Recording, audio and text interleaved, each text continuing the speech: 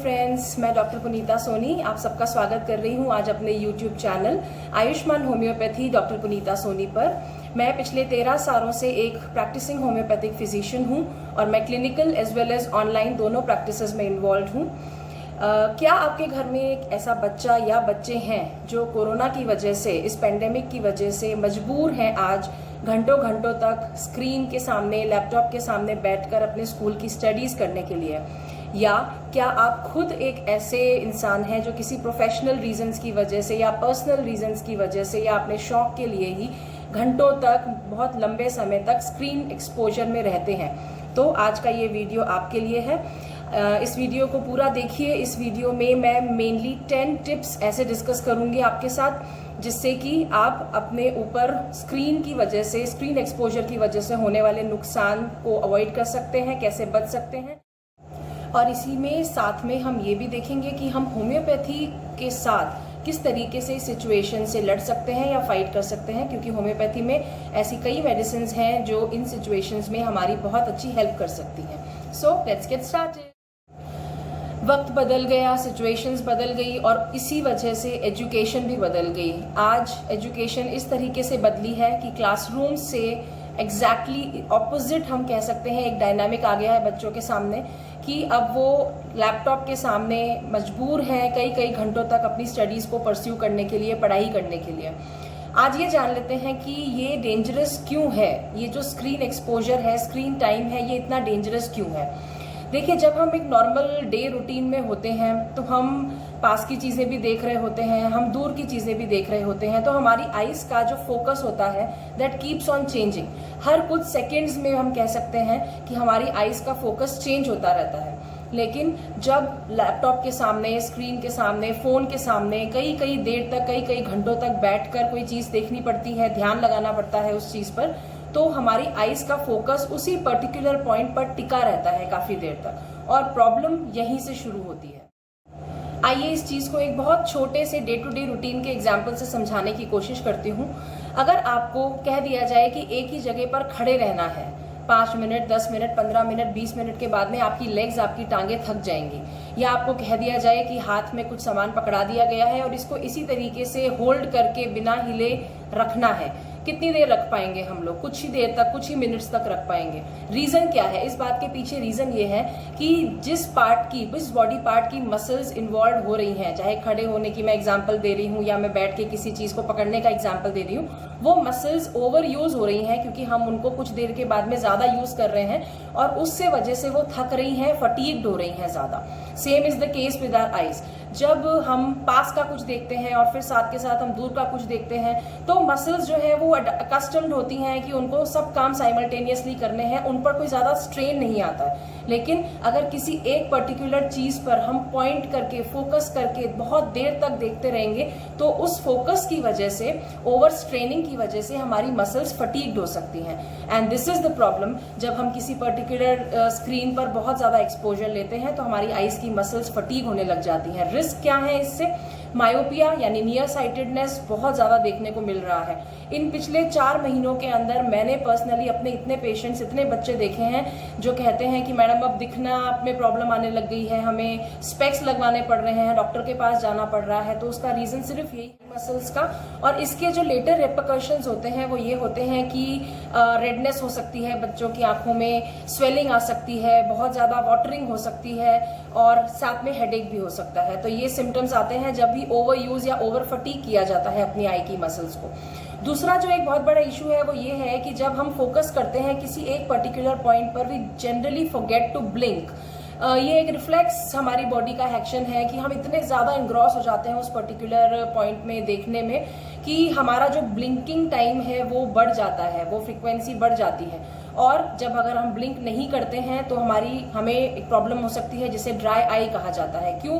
क्योंकि जब ब्लिंकिंग की जाती है तो हमारी आईज अपने आप लुब्रिकेट होती है। ये एक नेचुरल बॉडी फिनोमिना है हमारी आई का।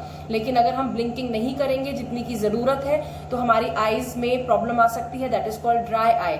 एंड उसके अगेंस्ट फिर बॉडी रिएक्ट करके एक्सेस रिफ्लेक्स वाटरिंग क्रिएट कर देती है। सो वहां पर भी एक नया इशू क्रिएट हो जाता है। इसके अलावा एयर कंडीशन एसी में बैठने की वजह से भी ड्राई आई की सिचुएशन खड़ी हो सकती है। तो इन दोनों चीज़ों का बहुत ज़्यादा ध्यान रखने की ज़रूरत है। स्क्रीन से निकलने वाली ब्लू लाइट रेटिना को बहुत ज़्यादा हार्म कर सकती है और उसकी वजह से रेटिनल डिजेनरेशन की भी प्रॉब्लम आ सकती है।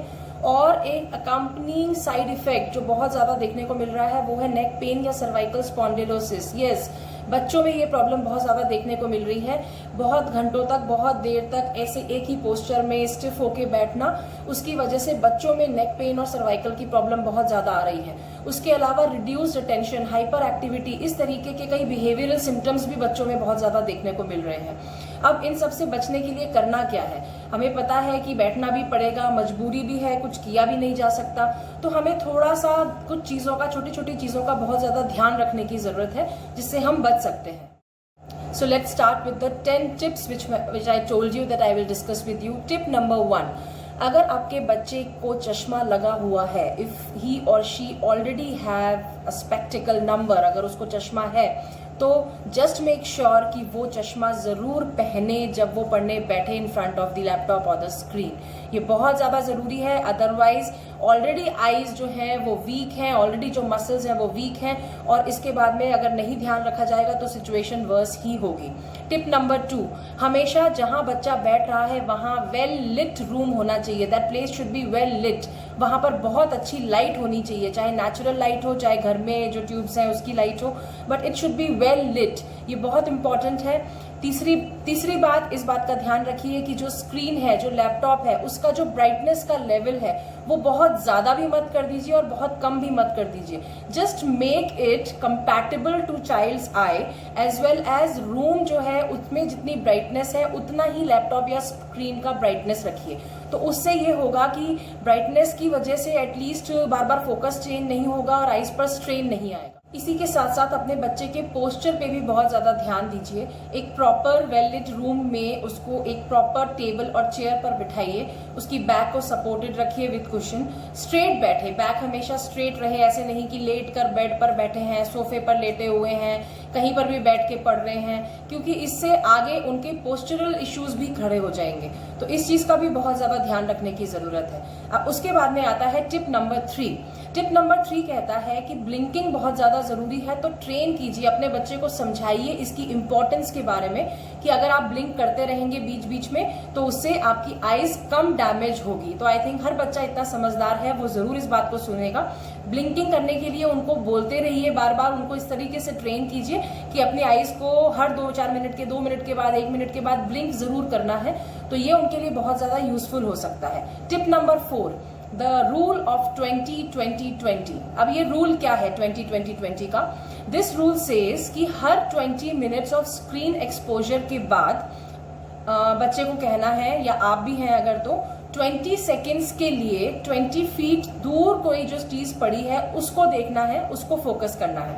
मतलब 20-25 मिनट अगर आपने लैपटॉप देख लिया, स्क्रीन टाइम हो गया आपका, तो अब 20 तक काउंट करते हुए दूर की चीज़ देखिए, कोई जो अक्रॉस द रूम पड़ी है, या दूर कोई अगर घर में कोई सोफा है, कोई सीनरी है, कोई क्लॉक है, या कोई फैमिली मेंबर बैठा है, and just count 1 to 20 in your mind. तो ये हो गया 20-20-20 का रूल। और इससे क्या होता है कि इससे जो फोकस है वो एक पर्टिकुलर पॉइंट पर कंसंट्रेटेड नहीं रहती है, आईज में फटीग नहीं होती है, और जो भी इश्यूज हमने डिस्कस किए हम उन सबको अवॉइड कर सकते हैं। अब इसके बाद में आता है मेरा tip number 5। Now what is this tip? Break time. Break time में क्या करना है? अब जो भी स्कूल्स ऑनलाइन क्लासेस ले रहे हैं वो सब बीच में हर पीरियड के बाद, हर 30-40 मिनट्स की क्लास के बाद 10 मिनट, 20 मिनट, 25 मिनट की ब्रेक ज़रूर दे रहे हैं। लेकिन मैंने ये बहुत ज़्यादा ऑब्जर्व किया है, और आप लोग भी नोटिस करते होंगे कि उस टाइम में मोस्टली बच्चे लैपटॉप पर ही अपने गेम्स खेलते रहते हैं, या फ़ोन्स पर ही गेम्स खेलते रहते हैं, या कोई यूट्यूब देखते रहते हैं, कोई कार्टून्स देखते रहते हैं। तो उस ब्रेक का मीनिंग क्या हुआ? जो स्कूल ने वो ब्रेक प्रोवाइड की है बीच में, वो इसीलिए नहीं की है कि बच्चा एक्सपोज्ड ही रहे towards the screen, towards the harmful blue light.